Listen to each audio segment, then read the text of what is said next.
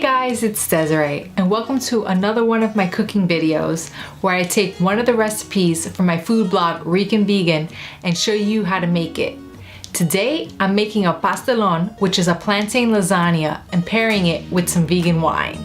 A pastelon is basically a Puerto Rican style lasagna where we use sliced sweet plantains instead of your traditional lasagna noodles and layer it with some ground beef and cheese. I think this is the perfect meal to go with a glass of red wine. But did you know that most wines are not vegan? You might be thinking, well, doesn't wine come from grapes and aren't grapes vegan? Yes, wine is made out of grapes, but what makes them not vegan has to do more with the process of how the wine is made. Most people don't realize that during the winemaking process, sometimes animal byproducts are used to fine the wine, which is a way to remove the leftover sediments that's in the wine after it's been fermented. This makes the wine look cloudy, and since cloudy wine isn't appealing to many people, some winemakers use things like fish bladders and gelatins and egg whites to clarify the wine, and this is what makes it not vegan. Now, if the thought of fish bladders being used in your wine grosses you out, there are vegan wines that you can try that do not use any animals in the process of making the wine. So where can you find these vegan wines? Well, one place you can get your hands on some is through Vegan Wines. They are an online vegan wine club that offers high quality and 100% vegan wines to its members. They not only make sure that no animals or animal byproducts are used in the winemaking process, but also in the soil used to grow the grapes. I want to thank Vegan Wines for sending me this Chateau Le Maubois Bordeaux that I hope I'm pronouncing correctly, and that I'm pairing with my vegan pastelon.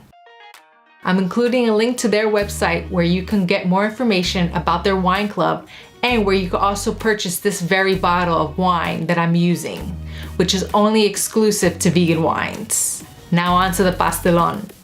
Peel and slice some yellow plantains. I slice the plantains in half first, then lengthwise into 1/4 inch thick slices so that it's easier to cut each one. Normally you fry the plantains, which you could do if you want to, but I will bake these in the oven for a healthier pastelon. Add the plantain slices to a baking sheet lined with parchment paper and brush some of the oil on both sides and bake for 20 minutes, flipping them halfway. For the vegan ground beef, I'm using 2 packs of Beyond Burger, which I'm grounding up to give the pastelon a meaty filling. To cook the filling, heat a little bit of oil to a hot pan and then add some red onions, recao, garlic, and saute for a few minutes. Add some olives and tomato sauce and continue to cook for another 5 minutes. Add the Beyond Burger and cook for 10 minutes. Brush some oil throughout a baking pan, then align the cooked plantain strips along the bottom of the entire pan. Sprinkle some of the vegan mozzarella cheese, then spread some of the vegan meat mixture on top. Add some green beans to complete this layer. Repeat the layers in this order again until you have used up all of the vegan meat. Top off the entire pastelon with a layer of plantain strips and cheese. Instead of using eggs to bind the whole lasagna, I'm using aquafaba, which is the liquid that's in a can of chickpeas. Cover the pan with aluminum and bake for 30 minutes.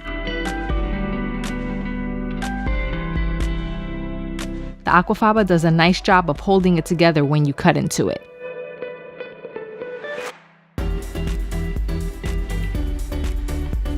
I hope you enjoyed this recipe, and I've included a link to the full recipe in the description below.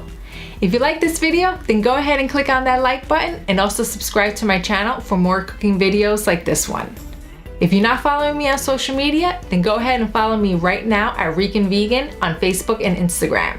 Thanks for watching, and I'll see you in the next video.